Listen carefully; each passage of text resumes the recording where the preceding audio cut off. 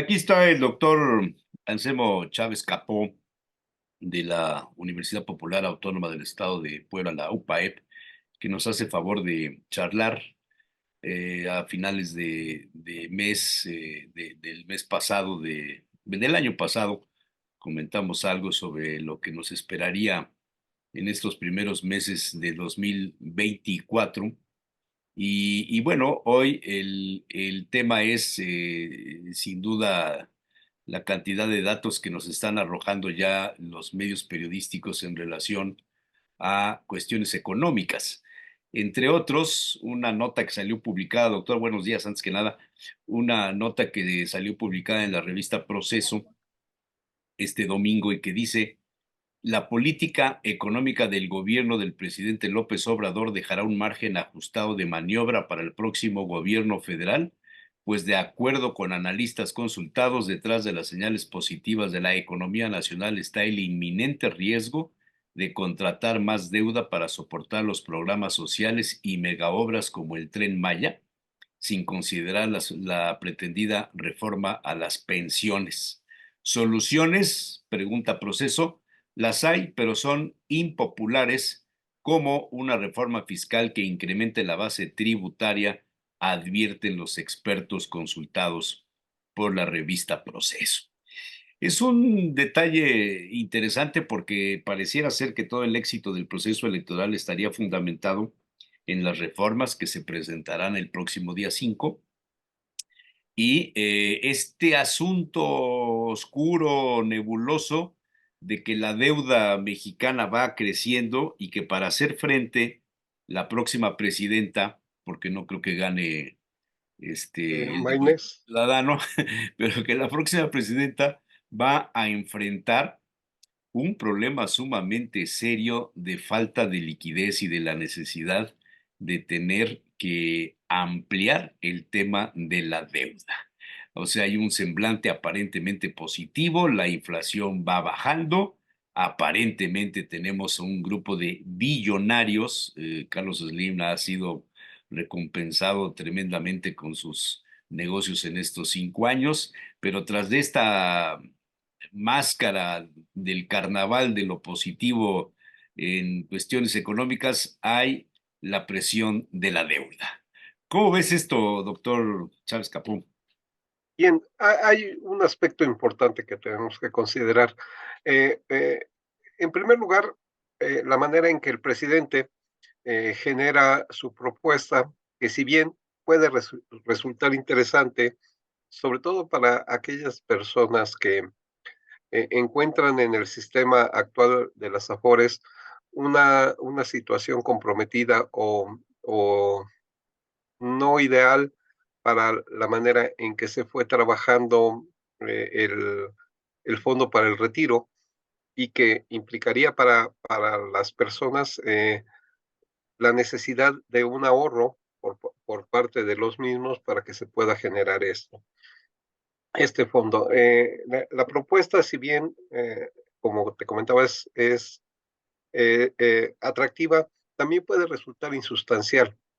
Y te voy a comentar, porque en primer lugar no tiene la mayoría calificada como para hacer esta modificación.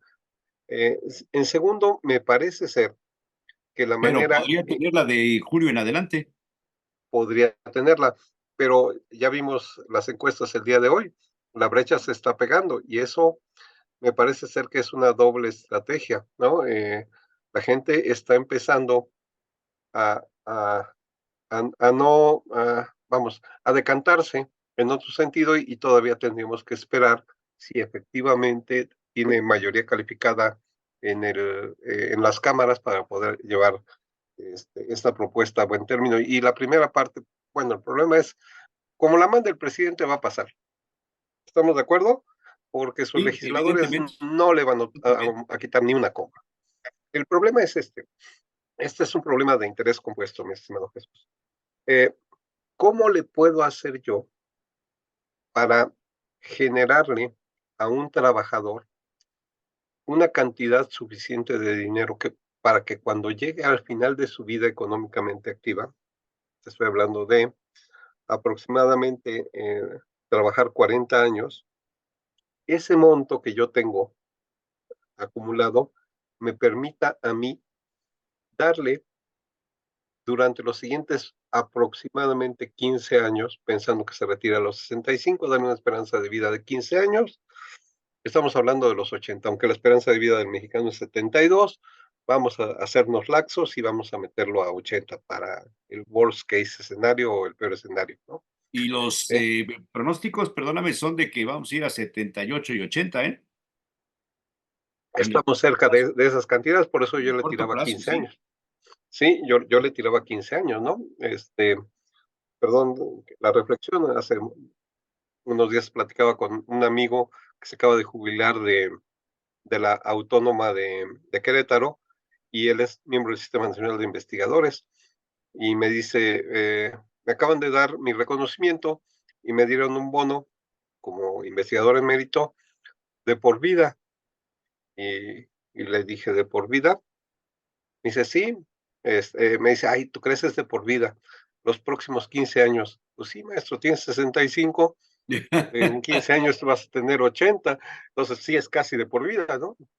Pero bueno, al final de cuentas, es evidente que bajo estas condiciones nosotros tendríamos que ver la manera en que se presionarían las finanzas públicas y la manera en que puede verse afectado eh, el presupuesto. Yo nada más para que te hagas una idea. Nosotros estamos viendo que aproximadamente para el Fondo para el Retiro hay como 73, 74 millones de cuentas y el monto que manejan es 5.8 billones. Eh, eh, Hay que tomar en cuenta que bajo esta reforma la tasa de reemplazo implica que recibirían más o menos el 30%. ¿Estamos de acuerdo? Y si hay que tomar en cuenta que se hizo una reforma, que esa es la reforma que se podría haber trabajado y que ya no tendrías que tocarla porque la acabas de hacer en el 2020 y y hay que tomar en cuenta que eh, va a subir la parte que va a subir de las aportaciones de los patrones, lo llevarán a, a, a integrar aproximadamente el 12.5 de su aportación. Esto del 12.5 al 20% de su aportación, esto hasta el 2023. Ahora, hay que tomar en cuenta que eh, la cantidad que en este momento tenemos como compromiso de, de, de las pensiones, si nosotros hacemos cuentas de cómo se ha movido en el gasto público en pensiones, eh, fíjate que en 2014 la cantidad de dinero que se necesitaba para cubrir las pensiones era de 827,000 millones de pesos. Ahora necesitamos más o menos al final de este 2023, vamos a necesitar 1.4 billones de pesos. Esto quiere decir que nosotros, en este incremento que nosotros estamos manejando, es para cubrir las necesidades de aquellas personas que están en la ley del 73. Y todavía falta por recibir a, vamos a decir, aproximadamente a unos 4 millones de mexicanos o 5 millones de mexicanos. Entonces, esa cantidad va a incrementar de manera muy importante. Si nosotros tomamos en cuenta que el gasto público aprobado fue de 9.06 billones de pesos, estamos manejando que va a haber un incremento de aproximadamente el 4.3% y representa este monto en pensiones aproximadamente el 26.4 del PIB. Entonces, hay que tomar en cuenta que seguramente ya lo habrás oído en países desarrollados como Noruega y Dinamarca, eh, se alcanza una tasa de reemplazo del 70%, ¿sí? No es difícil que en los países desarrollados alcances una tasa de reemplazo del 100%. Sí, es un dato que todo el mundo ha estado señalando, que si en países como Dinamarca, que siempre se pone como ejemplo, ¿no? Noruega, qué sé yo, no ha sido posible, ¿por qué México sí podría? Porque hay aparte hay que hacer ciertas consideraciones. Cuando tú llegas al fin de tu etapa económicamente activa e inicias tu etapa de jubilación, las obligaciones contraídas con respecto a tus compromisos van bajando. ¿Por qué? Pues, se supone que ya tienes la casa, se supone que ya tus hijos ya no salen, tus gastos de mantenimiento son considerablemente menores, tus necesidades también son menores, y entonces no requieres tanto dinero. Por eso una pensión que equivalga al 70% de tu salario, en primer lugar implica el no movimiento tuyo hacia tu centro de trabajo y todos los gastos relacionados. Y ya hemos visto que eso más o menos implica como el 20% de tu salario. Entonces, esa es la razón por la cual considerar que a un 100% tú vas a entregar una jubilación implicará un gasto público impresionante. Yo te lo comentaba, pasar eh, de 827 mil millones a 1.4 billones, ya estamos hablando de aproximadamente el 70% del, estamos hablando de aproximadamente 8 y 8, 16, estamos hablando de aproximadamente el 40% de incremento en los compromisos contraídos para las pensiones. De ahí que me parece ser que esto es una estrategia electoral, que es evidentemente suena muy bonito para las personas, pero la manera de aterrizarlo en las finanzas públicas, probablemente a esas personas que voten en ese sentido, dentro de 10 años, les estalle en las manos el hecho de que el Estado no pueda cumplir con estas obligaciones y entonces tendrá que tomar decisiones que no son nada populares, porque al final de cuentas, todo este dinero que se va a entregar a los trabajadores es como función de algo que son dos montos, lo que tú hubieras juntado y las aportaciones de la gente que viene abajo para sostener ese sistema de pensiones, porque se supone que abajo hay gente que está haciendo esto, ¿no? Entonces, bajo esas condiciones, nosotros tendríamos que considerar nosotros teníamos que considerar que sería muy complicado que en ese sentido se movieran las pensiones. Y otro de los factores y de los indicadores que bien comentabas, tienen una situación comprometida, es la inflación. Si bien habíamos comentado de que estaba a la baja, la inflación está empezando a tomar un tinte de reactivación de manera muy ligera. ¿Sí? Ya Sí. el cierre que tuvimos la semana pasada, que nos lo manejó el INEGI, ya nos indicó que teníamos un incremento, un rebote, porque al final de cuentas, este 4.90 que presentó la inflación, no, lo único que nos indica es que la inflación no quiere ceder. ¿Sí? Estamos hablando de 4.66 a 4.90, pero lo preocupante no es precisamente esto, sino lo preocupante es que adentro de los indicadores, sobre todo en el subyacente, tenemos un incremento que está cercano al 5.2%, 5.3%. Esto es a 5.24%, perdón. Esto indica que la inflación de los bienes que nosotros estamos manejando consumiendo nos están afectando de manera directa. ¿Qué es lo que sucede? Pues hay una duda que todos tenemos. ¿Por qué? Si yo sé que mi inflación es del 4.9 general, no mi inflación. ¿Por qué cuando yo voy al súper me alcanza para menos? Sí, Y, efectivamente. Creo que eso lo y estamos padeciendo todos. es impresionante. Eh, yo ahorita realizaba mis consumos, eran aproximadamente 1,000 pesos. Y ahorita no salgo ¿cómo se llama? De ese centro comercial sin gastar por lo menos 1,300 pesos. O sea, se me fue un 30% la inflación. Claro, tiene otro tipo es un lugar eh, que una vez que suben las cosas ya no van a bajar.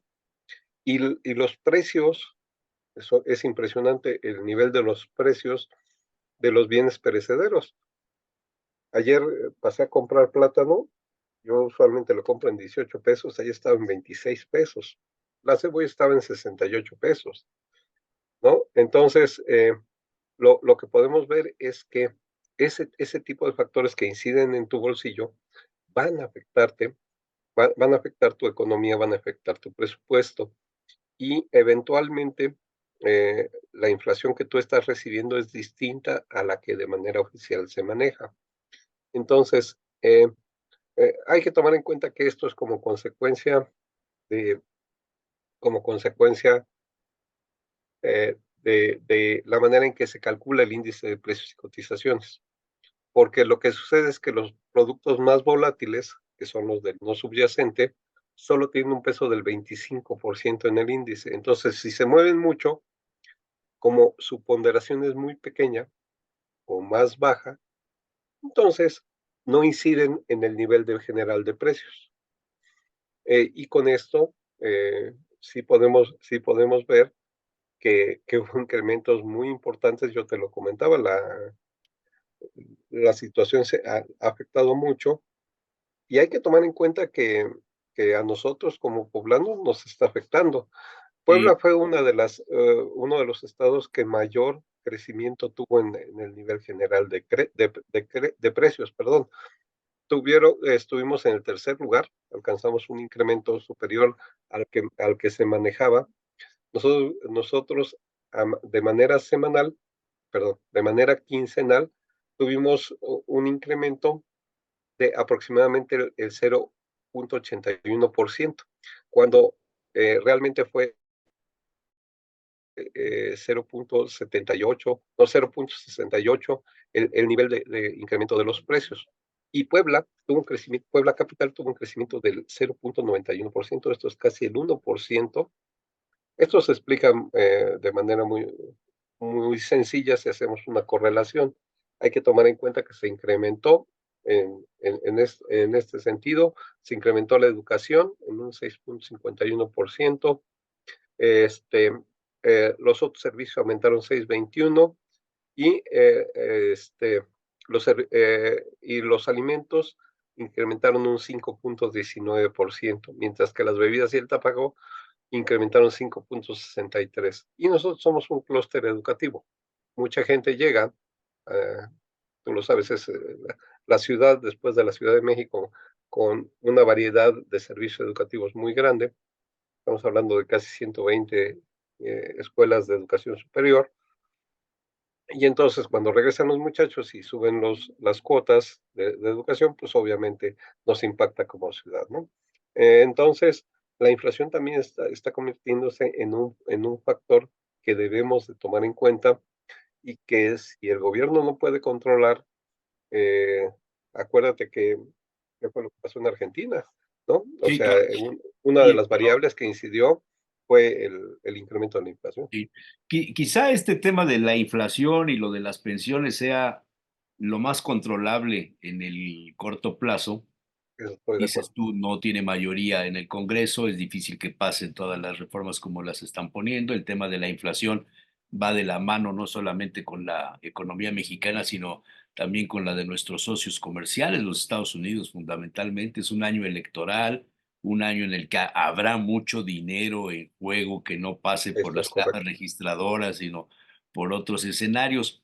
Pero, ¿qué va a suceder, doctor Charles Capó, con el tema de los grandes proyectos de López Obrador, con el financiamiento a no sé cuántos años del Tren Maya, de Dos Bocas, del tren transísmico, la megafarmacia, estos grandes proyectos, las becas, si tú quieres, de los jóvenes o las becas de los adultos mayores, quizá eso no sea todo el problema, pero la deuda que va a ser necesaria, como lo dice el proceso, contraída para hacer frente a los compromisos pues, económicos en el corto y en el mediano plazo de los próximos 6 años. ¿No se está previendo esto o sí ves luces de que hay una previsión?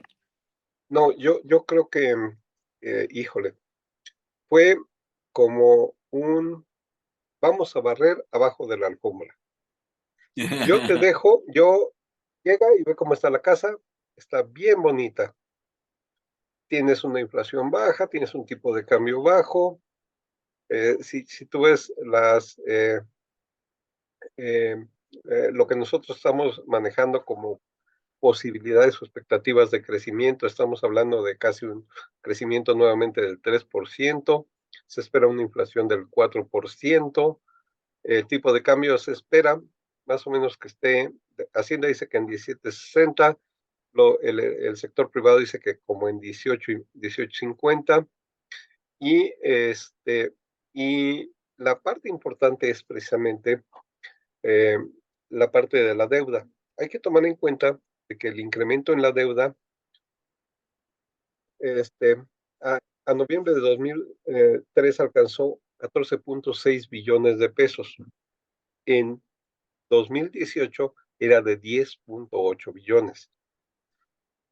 Hay que tomar en cuenta que eh, el mercado laboral no está creciendo como lo estamos manejando, pero yo creo que la parte de la deuda sí puede ser algo que puede empezar a convertirse en un problema, porque al final de cuentas, este punto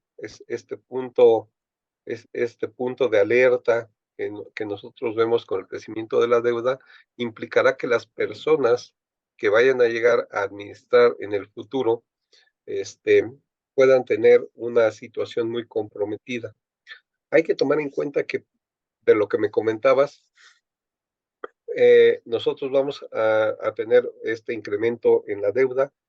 El gobierno federal está comprometiendo una inyección de 145.000 millones de pesos para Pemex, que es alrededor de 8.400 millones de dólares, para el funcionamiento operativo de Pemex, cuando Pemex debería generar los recursos. Y a pesar de que tiene un tratamiento fiscal distinto, en el sentido de que se le está reduciendo la tasa impositiva, sigue convirtiéndose Pemex en un barril sin fondo para el gobierno. Estamos hablando de una deuda de casi 105.000 millones de dólares.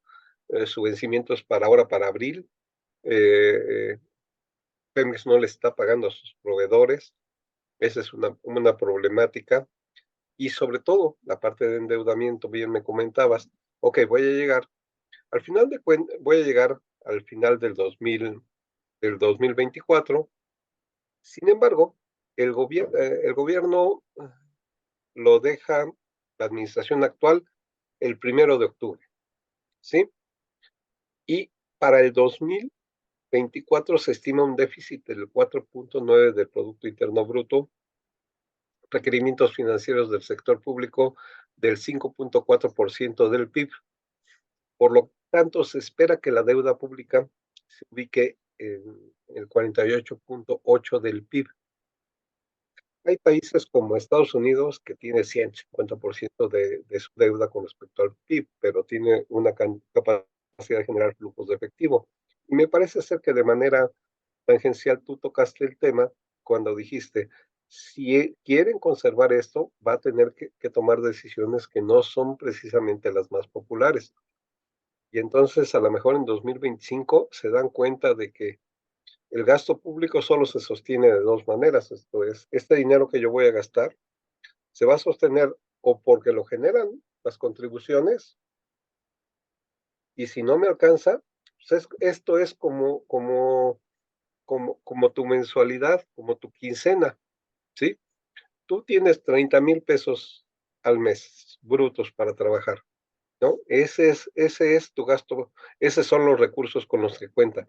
¿Cuánto es lo que tienes que cubrir con esos 30.000? Bueno, ¿cómo se llama? Si la hipoteca son 8.000 pesos, el préstamo del carro son 4.000 pesos, las colegiaturas de los niños son de 4.000 pesos, el gasto son al mes 8.000 pesos, más los servicios, y de repente te das cuenta que tienes que gastar 32.000 pesos, pues sobre la tarjeta.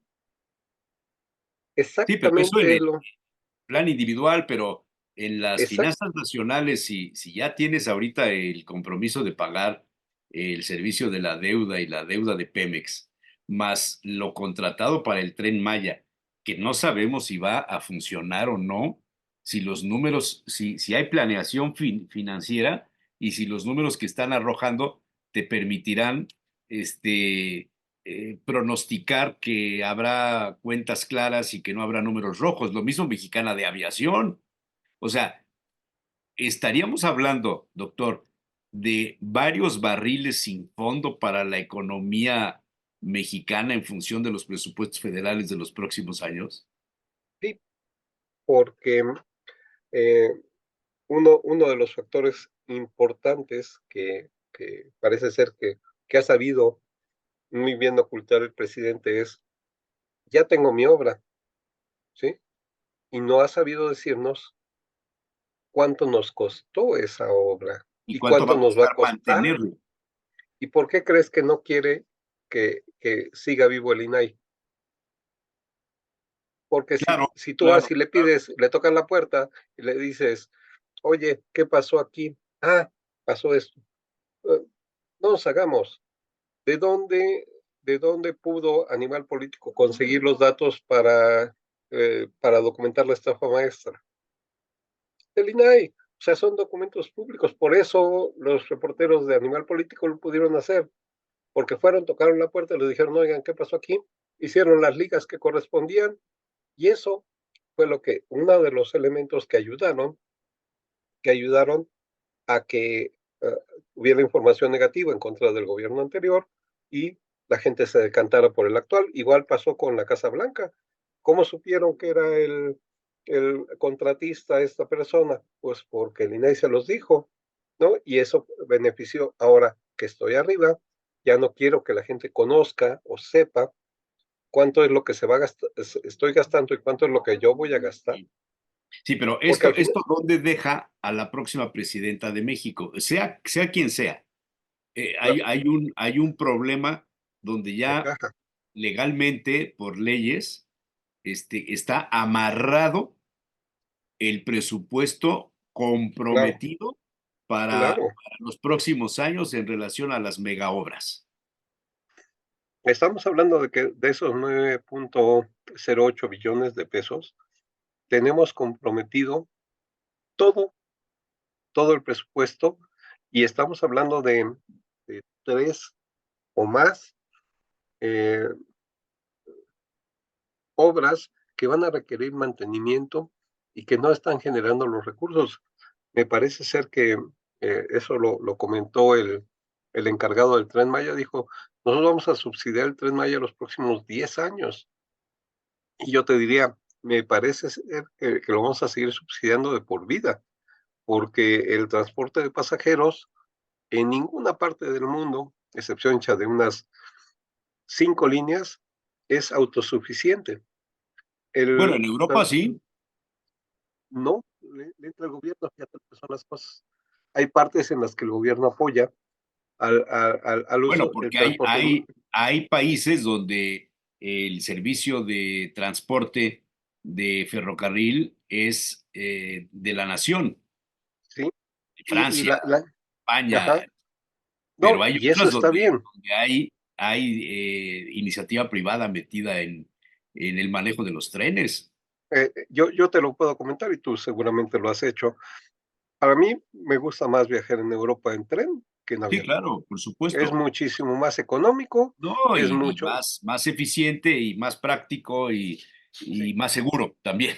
Pero pero el gobierno le no tiene que somos poner, Europa, pero no somos ajá, Europa. Aquí ni, el asunto está en que nos han vendido una idea de que el Tren Maya generó una cantidad de inversión tremenda de dinero que se derramó en el sureste mexicano, cierto, que le dio trabajo a muchísima gente que no tenía trabajo, también es cierto, que está generando polos de desarrollo turístico que todavía no se ven, que quizá se pasen 10 años en lo que podamos ver esto de una manera pues consolidada, pero que para mantener el servicio del Tren Maya, el gobierno mexicano va a tener que estar soltando dinero.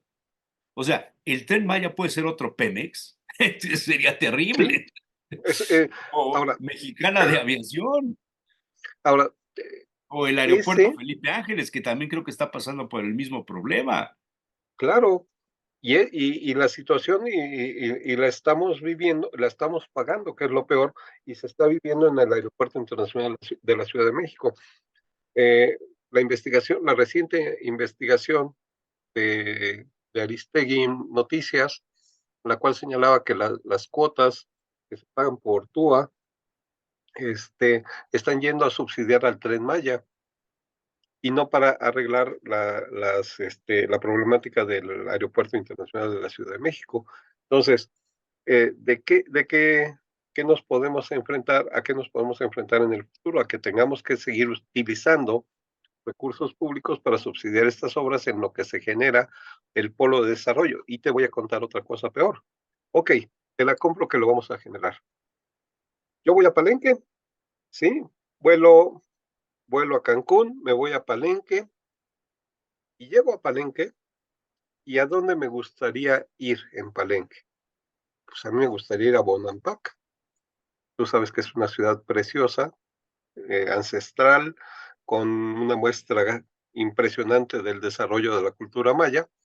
El único problema es que tienes que llegar por, por medio del río y ya no puedes llegar porque tienes que pagar derecho de piso ante la gente del crimen organizado Sí. que Bueno, está ese controlando. todavía es otro problema para el Ese, desarrollo turístico. ese es Todavía, el otro problema. Chiapas está viviendo eso tremendamente, pero en función o sea, me preocupa mucho que hay que continuar para la cuarta transformación, no robarás, no mentirás, no quién sabe qué tantas cosas. Pero los números son los números no tienen partido, no son ni de Morena ni del PRI, los números son fríos. Y si tú al final de este año tienes que pagar la cantidad de dinero que costó el Tren Maya, no sé si se está financiando al 100% de pagos en el momento o si hay créditos.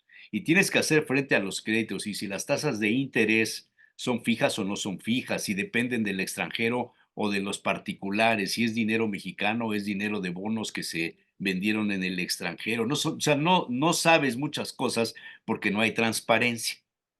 ¿Qué va a pasar con la presidencia de la República el próximo año cuando tenga que hacer frente a todos estos pagos? Bien, te voy a dar el escenario económico, pero aparte te voy a dar un escenario que seguramente tú ya viste, eh, y es, no me alcanza, y entonces tengo que hacer la función de Pedro, tengo que negar 3 veces a mi Mesías, y empiezo a modificar las cosas para que yo pueda sacar adelante esta administración.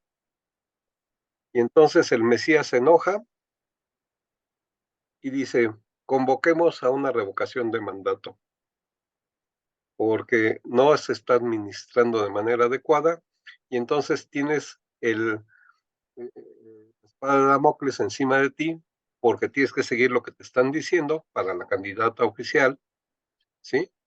Y entonces siempre va a existir esa problemática que cuando se aprobó no lo veíamos como una situación negativa, pero ahora o sigues haciendo lo que yo te digo que hagas o te levanto a por lo menos 5 o 6 millones de mexicanos, que serían la base dura. Morena trae como 8 millones de votos duros. Te los levanto y a lo mejor te convoca una revocación de mandato. Entonces, no solo es que voy a quedar amarrado desde el punto de vista financiero, sino que aparte voy a estar amarrado porque si las decisiones que se toman no coinciden con el espíritu de la cuarta transformación, te puedo acusar de negacionista, de lo que sea, y puedo convocar a una revocación de mandato y entonces todos los esfuerzos que en materia económica puedes hacer para equilibrar las finanzas públicas se verían complicados por una situación en la cual, por un entorno político, te pudieran afectar, ¿no? Entonces, ¿qué es lo que sucede? El que llegue para allá sabrá de dónde. Todos sabemos aproximadamente cuánto van a costar las cosas. La refinería va a costar 18,000 millones de dólares, más o menos. El Sí, Tren pero Maya todavía no produce ni un litro de gasolina. y ni lo producirá en los próximos 3 meses, ¿no? Y más le vale a la candidata de Veracruz que, a la candidata por el estado de Veracruz que empiece a que generar, gane las elecciones. porque si no, digo, se va a ir, va a ser una situación muy comprometida. Yo creo, yo creo que el Tren Maya está costando 1.5 veces lo que iba a costar, ¿sí? Y el Felipe Ángeles está absorbiendo todos los recursos, una gran cantidad de los recursos que debería generar el Aeropuerto Internacional de la Ciudad de México. ¿Te acuerdas que algún día lo platicamos hace 2018, yo creo, 2019? El peor error del presidente fue cancelar el aeropuerto. Si él no hubiera cancelado el aeropuerto, este problema no lo tendría ahorita. Igual a lo mejor lo del Tren Maya lo tendría, pero este problema no lo tendría, porque estaría funcionando el otro aeropuerto. Pero creo que a veces las actitudes de eh, el Estado soy yo, como, como los reyes de Francia, están ocasionando que vivamos esta situación. Y yo te puedo decir que el compromiso que va a contraer el gobierno para el próximo año es un compromiso que solamente la persona que se siente en la silla va a saber hacerlo, porque ni siquiera el secretario de Hacienda nos quiere decir cuánto va a ser. El secretario de Hacienda nos dijo, no se preocupen, no va a haber aumento de los impuestos este año. Claro que no lo va a haber, este año es electoral. El año que entra veremos si Sí, las este finanzas año públicas. no, pero el siguiente año, ya que tengan la presidencia asegurada por 6 años y quizá la mayoría en la Cámara o no, no lo sabemos. Por eso es tan importante ganar los procesos electorales Exactamente, federales y exactamente, estatales. exactamente. Eh, eh, en algún momento, pues hay mucha gente llamando a si tú consideras que es lo más conveniente, pues adelante. Y si no, pues sal y demuéstralo por medio de tu voto, ¿no? Aquí quien lo puso fue una mayoría abrumadora. Quien puede decidir cambiar el rumbo del país también puede ser una mayoría abrumadora, ¿no? Entonces, por eso es importante que la gente salga y dé su opinión con respecto a cómo está, cómo ve el panorama, pero para eso hay que explicar cuál es el futuro que se espera de, de esta administración desde el punto de vista económico. Es que ahorita lo estamos viendo en el corto plazo, estoy viéndolo a 2 años, estoy viéndolo al año siguiente, estoy votando, pero ¿qué va a pasar si cambio el sistema de pensiones y regreso al sistema de pensiones anterior? Hay que recordar lo que le pasó a Comisión Federal de Electricidad. Ellos ya se habían quitado el Cuando- pasivo. sí. Ajá. Ellos cuando en la reforma anterior ya habían quitado el pasivo laboral, regresaron con, con la modificación hizo a principios del sexenio y ahora otra vez Comisión Federal tiene esos pasivos laborales que como compañía se están comiendo sus utilidades. Adicionalmente de las poco asertivas decisiones administrativas, pero Comisión Federal otra vez tiene esa problemática, la problemática que se tiene en Pemex con respecto a los pasivos laborales también es muy importante. Está afectando porque se come una gran parte de los recursos, se come una gran parte de los recursos que se estarían generando por parte de Pemex para pagarle a los trabajadores y eso es como consecuencia de una eh, legislación muy laxa que le permitía a los trabajadores jubilarse en edad muy temprana, ¿no? Es un asunto complicado y que además los pronósticos no pueden ser muy certeros porque no tienes toda la información a la mano de las variables que se pueden presentar en el corto plazo, doctor. Es que creo que esa es la problemática a la que nos enfrentamos. Quiero los datos del Tren Maya, ¿no? Están sellados para los próximos 10 años. quiero los datos del Felipe Ángeles. No te podemos dar la información porque está clasificado para los próximos 10 años. Oye, ¿y cuánto costó Dos Bocas? Es información que no te podemos generar porque está clasificada para dentro de 10 años. ¿Quiénes fueron los contratistas? Eh, ¿Cuál fue el destino? ¿Cuál fue el costo? ¿Te acuerdas el primer gran resbalón de Dos Bocas? Sí, Es que se genera, cuando se genera el presupuesto, le tuvieron que pedir una ampliación a Hacienda porque se les olvidó calcular el IVA. Y entonces, ahí de trancazo, de el trancazo. 16% subió la Sí. obra. O sea, dices, va a costar esto. Y entonces ya me imagino ahí a los genios eh, planeadores de proyecto. Nos va a costar esto y alguien, ups, oye, ¿y el IVA? Ay, Se perdón, nos olvidó, se nos olvidó. ¿Qué se cree nos Hacienda? olvidó. Está ¿Sí? bien. Muy bien.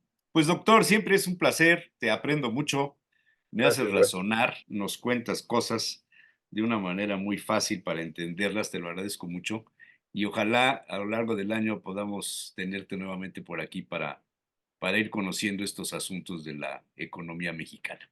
Estamos a sus órdenes, don Jesús, ya sabes.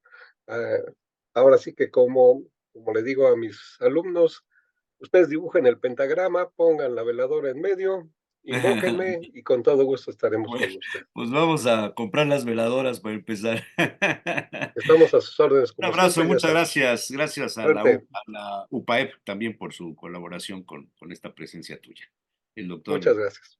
Chávez Capo. Gracias, gracias, doctor. Buen día.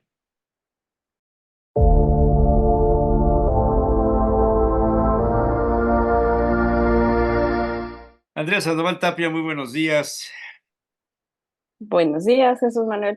Pues normalmente tus colaboraciones primero pasaban los martes, luego los miércoles, por la enfermedad de Miguel Quiñones, que ya va mejor. Y Qué ahora, bueno. por causas diferentes, nos cambiamos al jueves.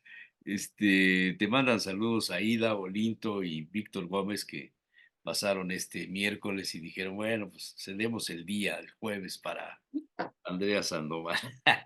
Muy amables, muchas gracias. ¿Cómo ves, caray? Grandes Que colegas. con eso de que anduvimos de un lado para otro con los temas de enfermedades y de ocupaciones y de todo esto, no preparamos un tema hoy, pero hay un psicólogo de cabecera en un periódico de España que suele subir cosas interesantes, que tienen que ver casi siempre con lo que cualquier persona común y corriente le preguntaría a un psicólogo. Ah, Se llama mira, qué Tomás Navarro. interesante. Tomás Navarro, ya hemos tocado algunas Hablado de él. de él. Y aquí el tema es cuando tú conoces a alguien, a veces preguntas, oye, ¿tú conoces a Andrea Sandoval? Porque, pues es que me pidió ser a mi amiga en el Face, o la conocí Ujú, en una reunión pero ¿qué onda con ella? ¿Cómo es? ¿Qué tal es? ¿De qué familia es? ¿De qué ujú, Sandovales es? ¿De qué Tapias es? ¿Dónde estudió? ¿Quiénes son sus ujú, amigas? ¿Quiénes son sus amigos? Oye, ¿tiene novio? ¿Y quién era su último novio? Empiezas a preguntar, aunque no tengas la necesidad precisamente de establecer una relación cariñosa con esa persona en el entorno de una pareja, sino en el trabajo, en la escuela, ujú, los negocios, entre la gente que está en el café, que luego muchas veces tienes un grupo de amigos que se ven en el café, otros que se ven en la barra de la ópera, otros con los que alguna vez viajaste o coincidiste en un viaje y pues resulta que empiezan a formar parte de un círculo. Tienes otros que son tus amigos de toda la vida, de los que, aunque no los veas muy a menudo, pero sabes que son cuando tienes un problema, ¿no? Vas y consultas y los buscas y qué sé yo, tu médico personal, que sea en ese caso tu abogado o el sacerdote. ujú. Y Tomás Navarro dice, ¿cómo analizar a las personas para saber si son dignas de tu confianza? Hay algunas pautas básicas, dice él, que nos pueden ayudar a distinguir una relación simbiótica, la simbiosis, que va uno debajo del otro, la simbiosis, van juntos, o una parasitaria. El Ujú, parásito vive dentro de ti, te quita comida, te quita energía, te carcome. El animalito de la simbiosis es el que va a un lado, por debajo o por encima, comiendo lo que va dejando la pieza principal, el caso de los tiburones, ¿no? La carroña que van dejando, se la van comiendo unos pescaditos. Y ese es el ujú, fenómeno de la simbiosis. Y entonces Tomás Navarro dice que las personas con las que se relaciona un psicólogo normalmente caen en una pregunta cuando comienzas a charlar con ellos. ¿Me estás analizando? ¿Por qué? Porque tú eres psicólogo y entonces, ¿por qué me estás preguntando eso? ¿Por qué quieres saber eso? ¿Me estás ujú, analizando?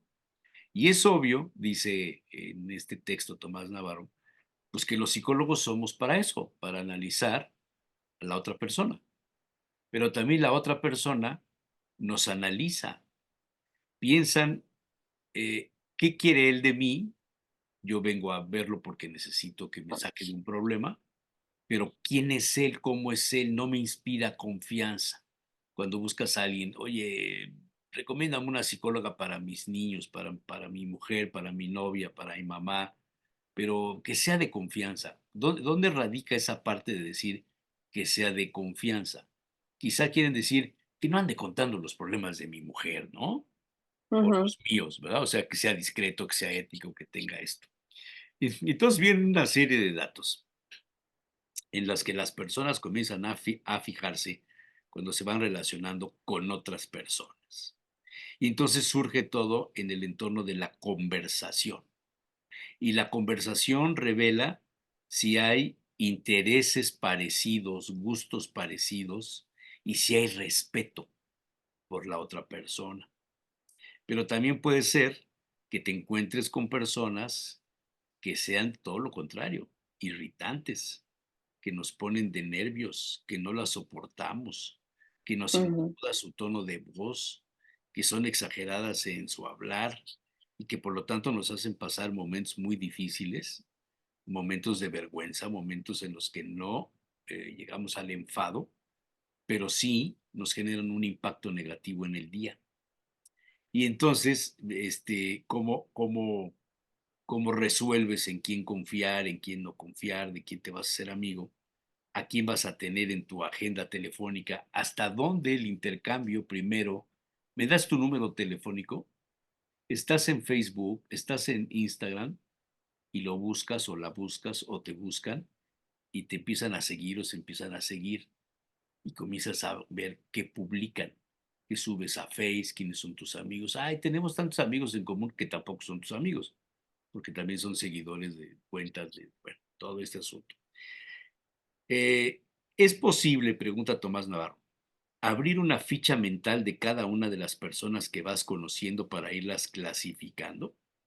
Si abres esta ficha de una persona y le vas añadiendo las experiencias en las que has tenido, cuando has sido afable, si hay muchas citas donde es afable, si hay un pensamiento eh, inductivo que le apliques a esas personas para sacar una norma a partir de las observaciones.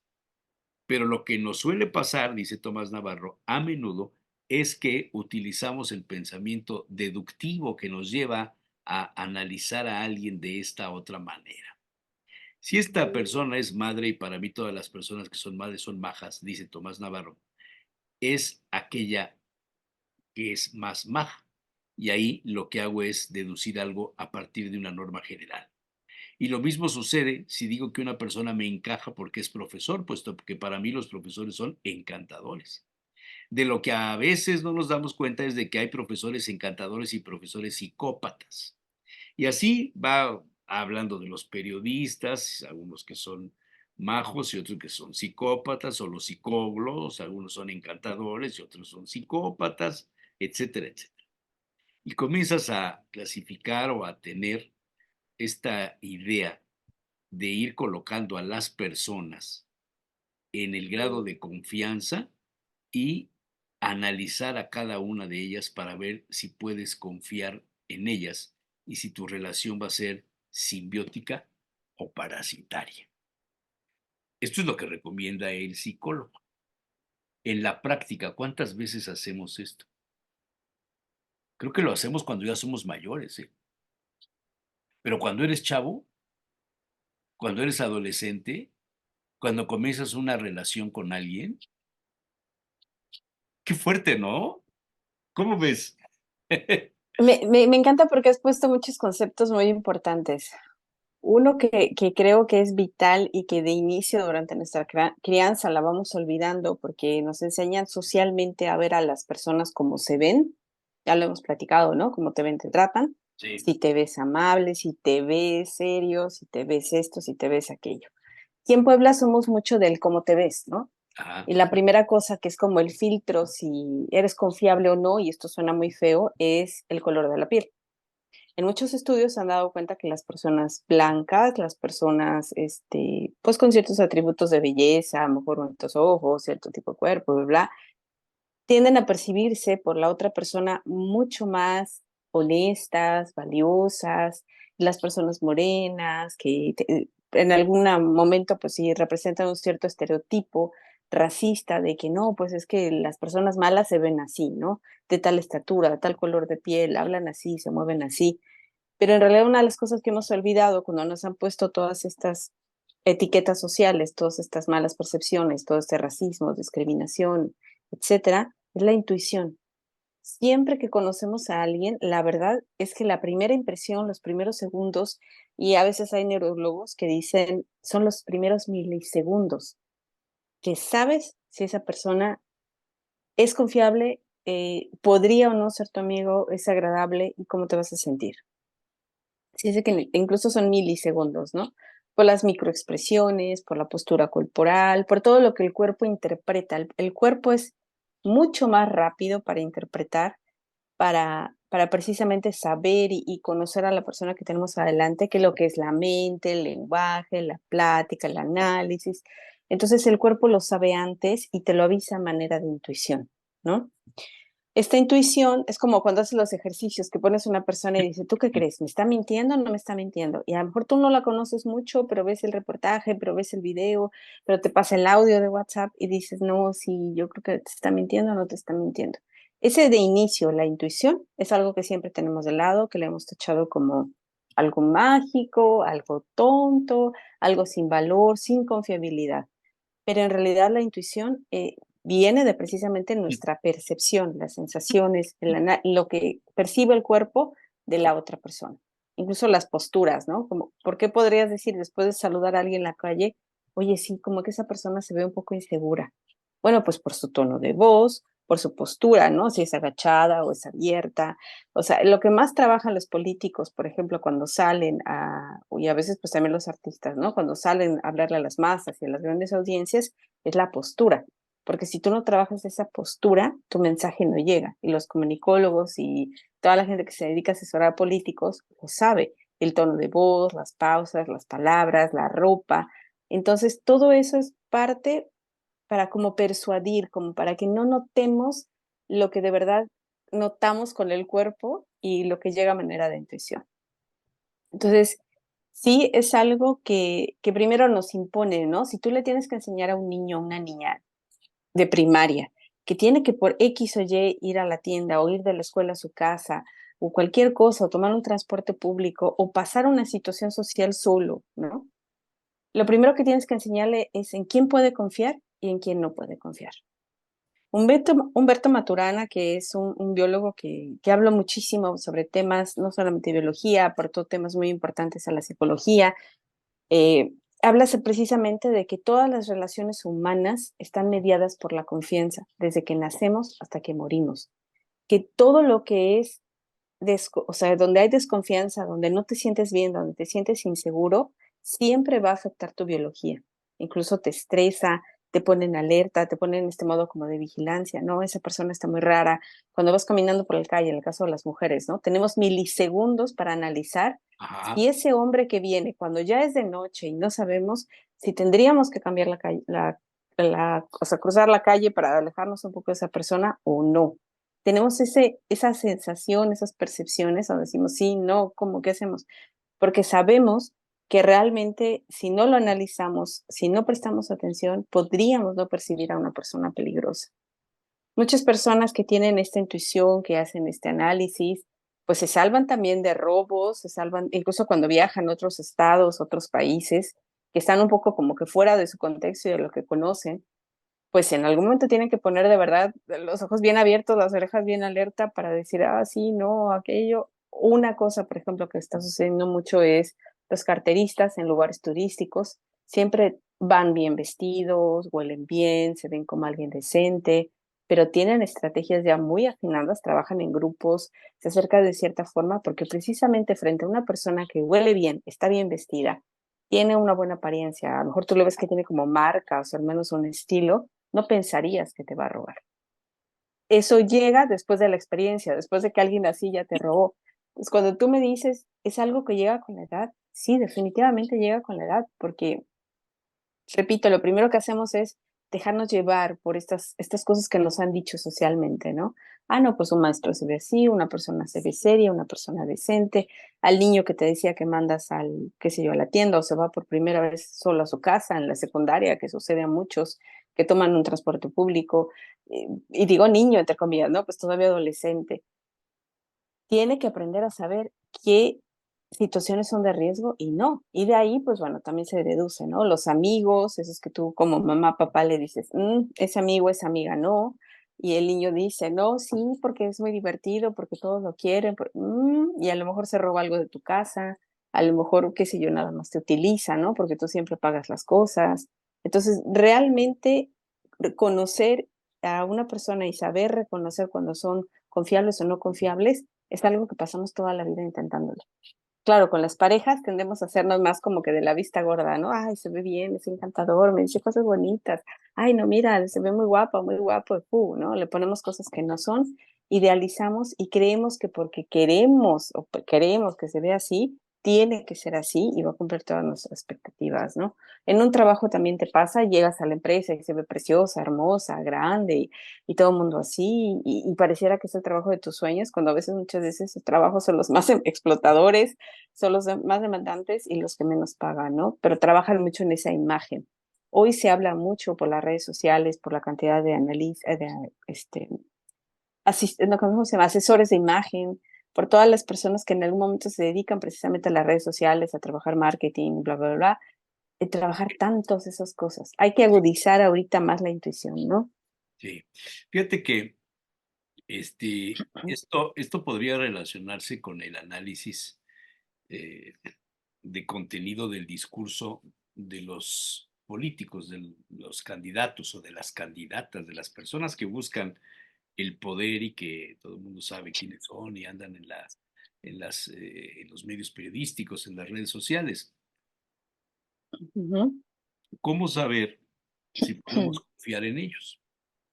Hay un artículo que escribió hace unos días mi amigo Fidencio Aguilar Víquez, que habla sobre este tema en uno de sus últimos párrafos. Déjame ver si lo puedo abrir. Sí, suena muy interesante, sí, sí, por favor. Sí, ahorita te lo comento porque por aquí estaba. Aquí está, mira. Te lo voy a poner. O sea, tiene que ver algo con el tema de si puedes confiar o no en una persona y cómo clasificarla, lo que denominan algunos, o no sé si en psicología está el tema de la biotipología. No sé si esto tendrá razón de ser. Dice Fidencio, ya no hubo espacio para abordar en esta ocasión el tema de la biotipología como herramienta cualitativa para candidatos en campaña. Tal disciplina tiene que ver con las características físicas, psíquicas y de comportamiento de los candidatos, a fin de conocer no tanto sus autopercepciones, sino cómo las ven los demás, ver sus activos y pasivos, sus cualidades y defectos.